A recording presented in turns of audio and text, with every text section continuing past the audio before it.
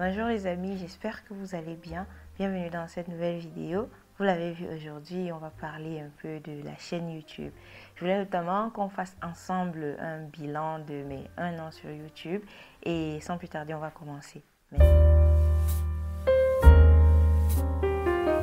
Alors comme je le disais dans l'intro, ce mois de juin, ça va faire officiellement 1 an que je postais des vidéos de manière régulière sur YouTube. À savoir que l'année dernière, au mois de janvier, j'ai posté 2 premières vidéos. C'était un peu des vidéos pour tester, non seulement pour tester et voir si j'aimais vraiment, si j'appréciais vraiment ça, mais aussi pour être en ligne avec mes objectifs de l'année et le fait de commencer en janvier et tout ça. Donc ce que j'ai fait l'année dernière, c'est qu'en janvier, j'ai posté 2 premières vidéos et par la suite, j'ai vraiment commencé à poster régulièrement au mois de juin.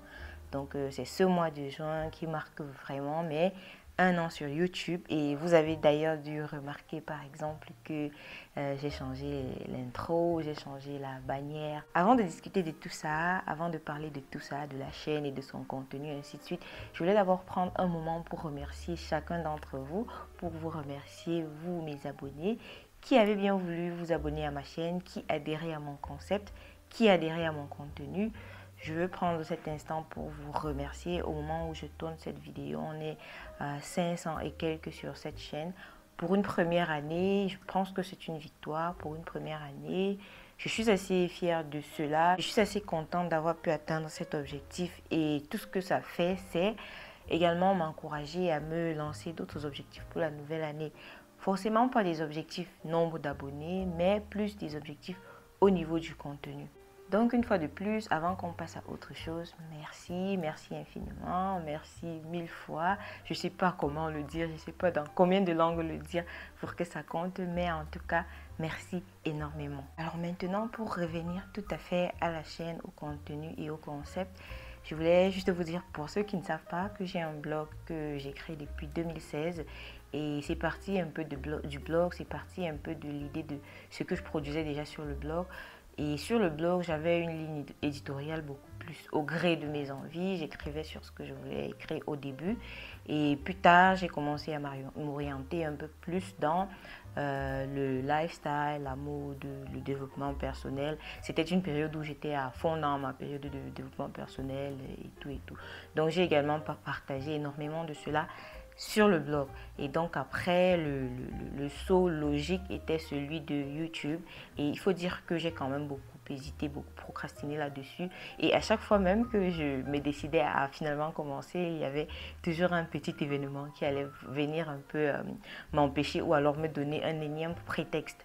Donc finalement, l'année dernière, j'ai décidé de commencer. Et comme vous l'avez vu au cours de cette année, j'ai un peu commencé avec les premières idées que j'avais et surtout avec la finalité de faire des vidéos pour apprendre à faire des vidéos, à savoir filmer, monter, cadrer, tout ce que ça implique. C'est vraiment ce que je voulais apprendre à faire cette année. Et comme vous avez pu le voir cette année, j'ai beaucoup plus gravité autour de la mode, des vidéos mode, tout en sachant que ma chaîne, dans l'ultime, c'est une chaîne lifestyle, je vais dire ça comme ça. C'est une chaîne lifestyle, c'est juste que pour cette première année, c'est vraiment le type de contenu qui me galvanisait le plus et qui m'était le plus facile à produire du point de vue logistique. Donc, vous allez comprendre pourquoi dans les mois à venir. Donc, c'est pour ça que cette année, j'ai principalement fait des vidéos mode surtout en face cam parce que c'était plus facile pour moi de tourner ce type de vidéos afin d'apprendre et ainsi de suite. Je vous dis tout ceci pour justement introduire mon prochain point qui est celui de nos perspectives, de ce qu'on va faire sur cette chaîne, de ce qu'on va voir dans les semaines à venir, dans les mois à venir et qui sait même dans les années à venir.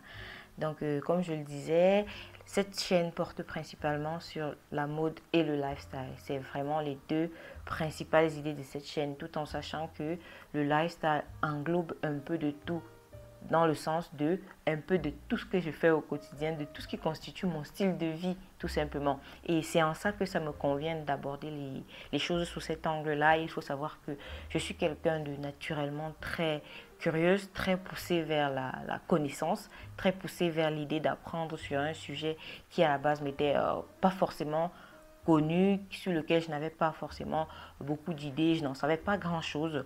Et j'aime bien justement aller explorer un sujet, apprendre et partager là-dessus. C'est déjà ce que je faisais sur la chaîne à l'époque.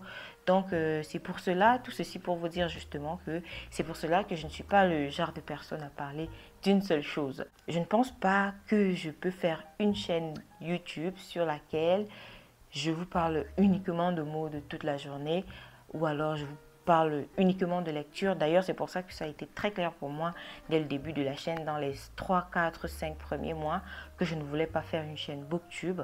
Déjà parce que je ne lis pas plus que ça. Je me considère comme lecteur moyen. Donc, et je pense que l'idée d'en faire une chaîne YouTube, l'idée de faire de la lecture une chaîne YouTube, ça allait un peu gâcher mon rapport à la lecture. Donc, c'est pour ça qu'il a été très clair pour moi dès le départ que je ne pouvais pas faire une chaîne 100% lecture. Et également, j'ai toujours su également dès le départ que je ne vais pas faire une chaîne 100% mode parce que j'aime bien l'idée de partager autour de tout ce que je fais au final, au quotidien, de tout ce qui est réellement mon style de vie. Et donc, c'est précisément tout cela que je vais m'atteler à injecter un peu dans mon contenu cette année, tout en m'améliorant du point de vue du montage, du tournage, de la présentation et en tout cas tout ce qui va avec. Et je vais également continuer à faire des vidéos comme celles que j'ai eu à faire cette première année. Il y aura toujours des vidéos astuces mode, astuces style. Il y aura des lookbooks. Je n'ai pas encore commencé avec les lookbooks. Donc cette année, je compte m'y mettre plus sérieusement. C'est vrai que j'en ai déjà fait quelques-uns. Mais je compte m'y mettre plus sérieusement dès que ça sera possible du point de vue logistique. Je parle notamment ici des lookbooks dans lesquels je prends une pièce basique du dressing et que je la porte de 5-6 façons. Ça peut être 6 façons de porter la chemise blanche, ça peut être 6 façons de porter le blazer noir, et ainsi de suite. Vous savez déjà ce que je porte plus ou moins. Et c'est justement le fait pour moi de créer beaucoup plus d'idées, de montrer qu'on peut être créative avec une base, une garde-robe constituée essentiellement de basiques et de montrer que c'est important de posséder cette base-là afin d'ajouter tout ce qui vient un peu compléter nos goûts vestimentaires plutôt que d'acheter un tas de vêtements qui finalement va aller péricliter comme ça au fond de notre garde-robe. Donc, il y aura toujours des vidéos mode, astuces mode. Et cette année, je vais injecter du lookbook. Pour ce qui est des vidéos lecture, je vais toujours vous partager mes coups de cœur ici et là, d'une certaine manière, d'une manière ou d'une autre, parce que finalement, ça fait partie de mon style de vie et je ne vois pas pourquoi je devrais mettre ça de côté. Je vais continuer à vous partager mes lectures, mais tout simplement sous un autre format. Vous l'avez vu par exemple la dernière fois quand j'ai fait une vidéo sur l'introversion dans laquelle je parlais de mon expérience et j'en ai profité pour vous parler d'un livre. Donc c'est plus dans ce cadre-là que je vais souvent vous parler de mes lectures, de mes coups de cœur, des lectures qui m'ont vraiment marqué, des lectures qui m'ont vraiment marqué et voilà quoi, c'est un peu dans ce cadre-là que vous me verrez présenter les lectures et éventuellement aussi dans un contenu beaucoup plus vlog. Ce qui m'amène d'ailleurs à introduire l'idée de faire des vlogs, comme vous l'avez vu à l'intro.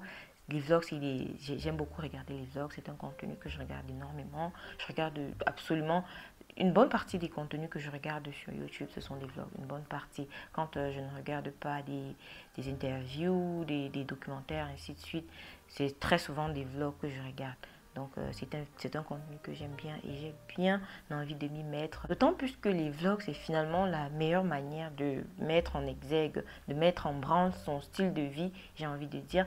Et bon, en faisant ça, je pourrais justement tout de suite nous plonger dans le contenu lifestyle que j'ai vraiment envie d'injecter sur la chaîne cette année. Donc, je vais pouvoir injecter du contenu lifestyle à travers les vlogs. Je vais également produire d'autres types de contenu lifestyle, ajouter des vidéos. Ça peut être des vidéos astuces, ça peut être des vidéos 10 façons de, 10 raisons de, ainsi de suite, mais qui sont plus dirigées vers mon style de vie, vers le style de vie que je prône, vers le style de vie que je mène. Ceci m'amène donc à vous poser la question de savoir qu'est-ce que vous souhaitez voir sur cette chaîne. Quel type de vidéo vous appréciez? Pour quel type de vidéo est-ce que vous vous êtes abonné? D'ailleurs, si vous n'êtes pas encore abonné, n'hésitez pas à le faire si le contenu vous intéresse. Il y a quand même 54% d'entre vous qui regardez mes vidéos sans être abonné. Donc, si le contenu vous intéresse, abonnez-vous. Je sais que je ne le dis pas assez souvent, je devrais le dire un peu plus souvent.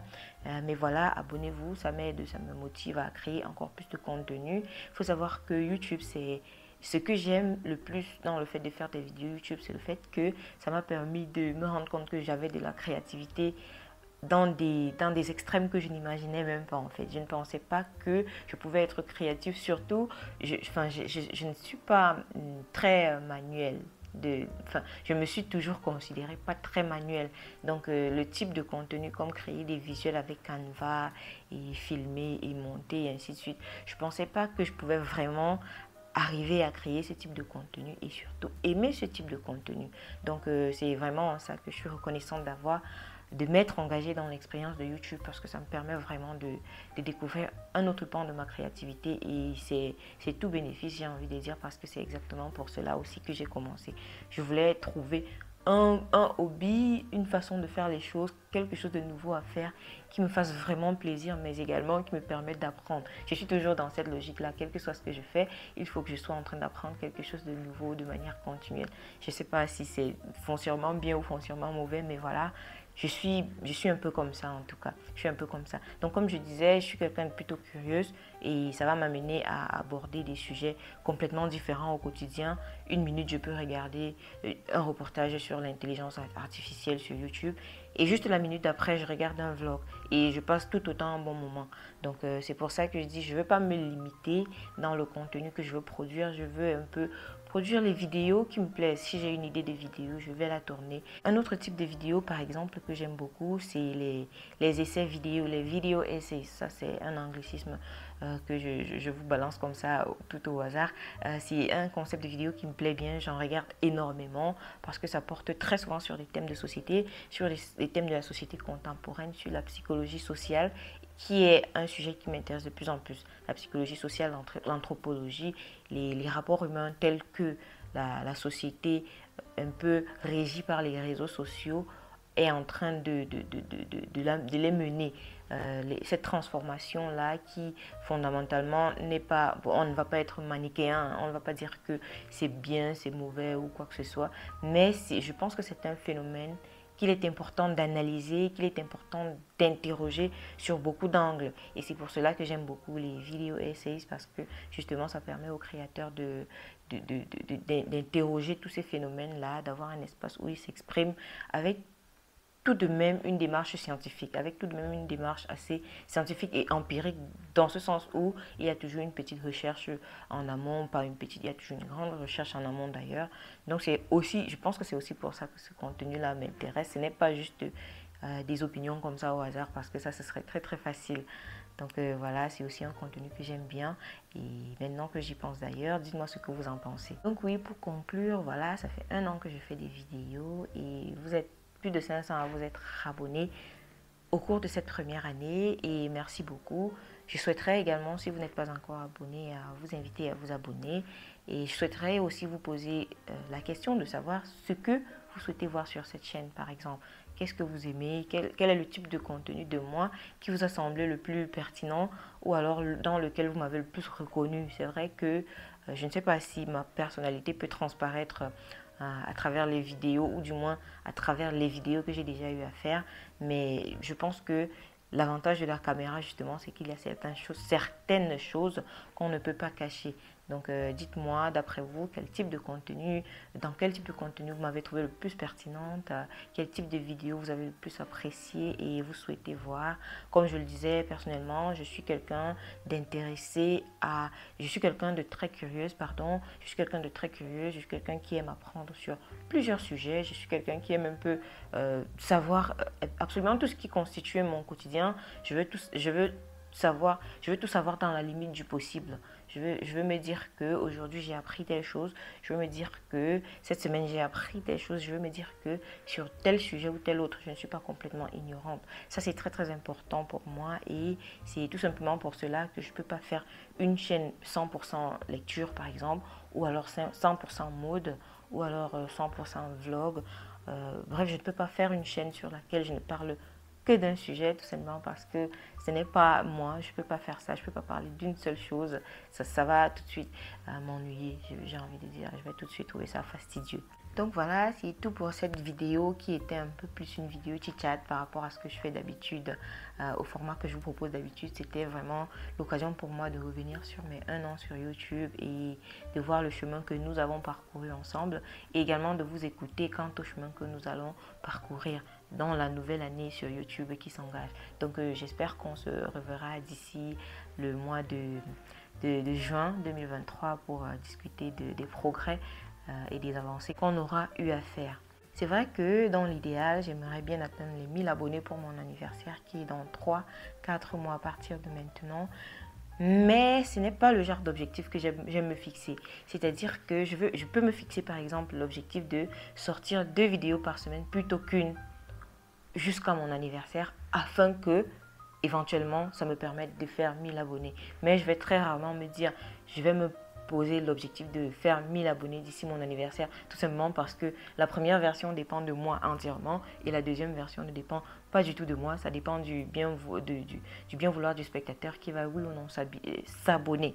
Donc très souvent je vais préférer me dire je vais faire ma part et si ça fait fonctionner, si ça fait réaliser ce que je veux faire, ben je vais, voilà quoi. Donc voilà, très souvent je vais m'engager dans cette logique-là, à savoir, je vais faire plus de vidéos.